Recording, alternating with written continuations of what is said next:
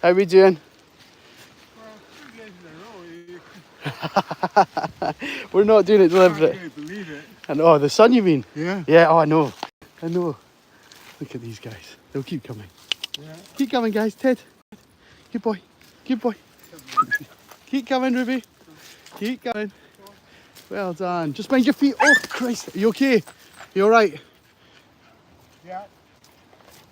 It was an accident. A bit more caution with the long lead. Sorry. Well, that's not going down too well. How are we doing, everyone? Christ almighty. Oh, we could have ended up with the meme of the century there. Someone tripping on the long line. Anyway, welcome along to our dog walk. We have gone live on Tuesday morning, the 30th of July. I'm Stephen Crighton. You're joining Crighton Pet Services session for the little guys in the morning. We've got 9 dogs out, and I'm going to talk to you guys a little bit about some training tips that I have for my audience. 3 of them to be precise, and then going to show you a little bit of the dogs. I'm going to talk to you for a few minutes about each of these tips after I give them. So I hate videos on YouTube where it's like, oh, do you want to learn these tips? Well, I started off with my great fat grandfather and his love for dogs. No, we're not doing that. We're going to go straight into these tips right away, and they all interlink with each other. So to do one and to get one, using the other 2 actually help you along as well. So that'll make sense in a second or 2. So I'm going to flip the camera around. Hopefully you can hear me and see the dogs in good quality. And I'll put some comments and some info below in the description of the feed for people who are watching this back, not on the live, so you can get the full taste of what we're talking about. Morning. How we doing? Hi, gang. Hello. Hello. Here we go. Keep coming, guys. Ted. Good boys. Good. We've said hello. Good. Right, so without much further ado, let's talk about these top tips. The first thing I'm going to say is that when you're trying to get a better response rate out of your dog and you're trying to improve the recall and just the way that they respond to you in general, my best bit of advice would be use their name once and the command once. So I'll give you an example of that just now. Harris, come! And here he comes. Not exactly the speediest response, but a very good one. And then we're going to mark it good.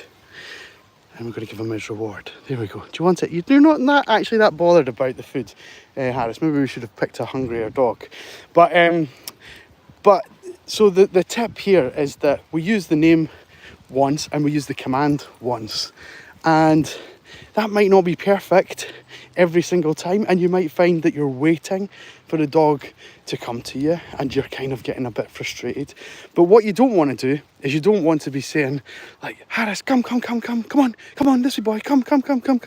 Because over time, over the course of 2, 3, 4, 5 weeks, 5 months, 5 years, the dog, you're just going to condition the dog into understanding that I don't actually need to come until I hear mum or dad say come 150 times, and it's the 150th that I'm going to respond to, because that's the one that they've taught me to do. So you use the commands as almost as directly as you possibly can, and you try and be patient. So that's tip number 1. Tip number 2. Now, hopefully we can do this on camera. Can you sit nice for me? So we're going to wait for eye contact. So she's not giving me eye contact here, she's giving me eye contact here, and that's when she's going to get reward. Ted is giving me not eye contact here, but eye contact here, and that's when he's getting his reward. Okay, did you guys catch that? Hopefully the quality of the video is enough. So Alfie is giving me eye contact. He said, nice, bud. Eye contact here. Oh, he just looked away. I probably mistimed that a little bit, but I think you guys get the idea. So when we're going to give our dogs any kind of reward for doing anything that we're going to ask them to do, you're going to wait until they've got direct eye contact with you. I'll maybe flip this around. Wait for the eye contact before you deliver the treat. and that is going to help. That's going to spike your bond and your relationship with your dog no end. I'd love to say like trust me, but I mean I think the dogs will speak for themselves. All right, we've got a good bunch out this morning, and yeah, and so obviously this is how we work with all of them, all the way throughout. So we wait for that eye contact, and then we're going to give them the reward. So that's tip number 2. And finally then, tip number 3 is going to come just as soon as I pick up after Harris. I'm going to put my phone down here, hopefully it doesn't fall over. And I'm now having to multitask yet again. For those that are joining the live stream,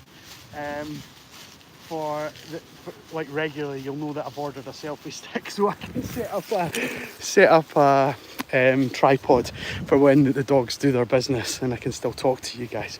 But we try and time it. I'll even show you. We try and time it so that it's after they've done all their business. I've got as many poo bags there as I thought they were going to do. So anyway, there we go. So I'm going to recap a little bit. Tip number 1 would be use the dog's name once and use a command that goes with it. So Ted come, Harris stay, Alfie sit, that kind of thing. Then we're going to go with eye contact before you deliver any kind of reward to the dog.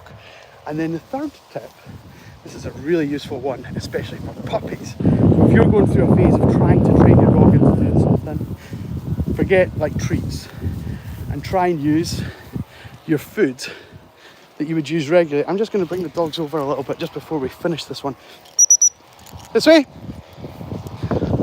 Good Rua. Good Ted. Good Harris. Good you guys. Good. Good. There's the gang responding very well to what they've been asked to do. Almost all of them, Alfie and Otis, are just in the mix here. There we go. There we go, guys. Well done. You guys are doing great. And Mac, are you coming, buddy? Mac? Good boy. I think you just got a little bit lost there in that long grass, kiddo. Good boy. So yeah, so if we're working with puppies, so I'm obviously not working with puppies, I'm working with more adult dogs. And but if you're working with puppies, a great tool for you guys would be to not feed your puppy out of a bowl. Now that maybe sounds a little bit alien to some of us, but if you're feeding your dog puppy kibble in particular, it makes a great reward for training. And what you can do, we talk quite regularly about how many times we have to practice these things to get them right, and usually it's about 100 times before we get a response rate right. Excuse me, Juno and Harris have a mad couple of minutes here. Just hang Juno, come. Sit. Good girl. There we go. Good, you guys. So yeah, so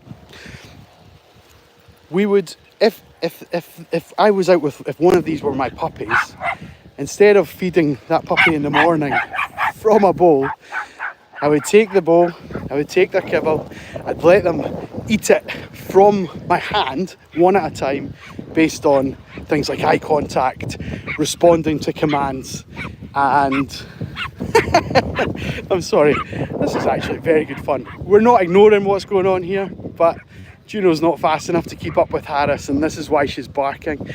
And now Mac's getting involved. Mac's trying to catch up with Juno, but she's not interested in him, she's interested in Harris. She wants to catch him, but you can see he's far too quick there. So there we go, I'm going to spin this round, I'm going to answer a couple of questions. Are we on private land? No, we're not. In Edinburgh, where we are in Scotland, we have the right to responsible access, so I can go onto any property in the whole of the country and I can walk these dogs, assuming that they're under close control. Now you might not think that just now, but we're in a space where I don't have to be as vigilant and strict with them as I regularly am. If you saw us a few minutes ago, the dogs would be in nice and tight control, and we can get that back, but I'm going to let them burn off some healthy energy. So we can, in Scotland, we can walk wherever we need to do. And CR7, your dogs are so cute, thank you very much. I agree, I wholeheartedly agree. So yeah, so 3 training tips there. Hopefully they're nice and useful.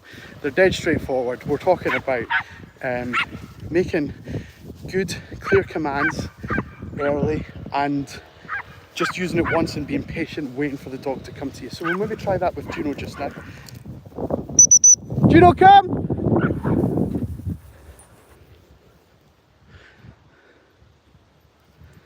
I don't know if you guys, I don't know if it's picked up, but she's stopped barking since she's heard the command. Oh, there we go, right on cue. Commentator's curse. Sit. Eye contact. Good. She gets her reward. And there we are.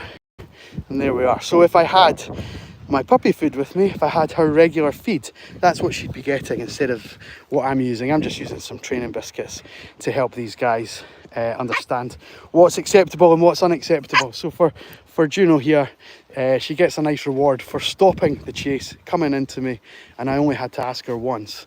So if I'm constantly shouting on her, if I'm constantly screaming, if I'm constantly trying to find the time that she's going to respond to me, all we're going to do there is condition her into realising that she doesn't need to come on the first time. So this is what that's doing. I hope that's helpful. We're going to switch off just now and say goodbye. Thanks for all the comments, and we'll see you on the next one. Thanks very much. Take care. Bye-bye.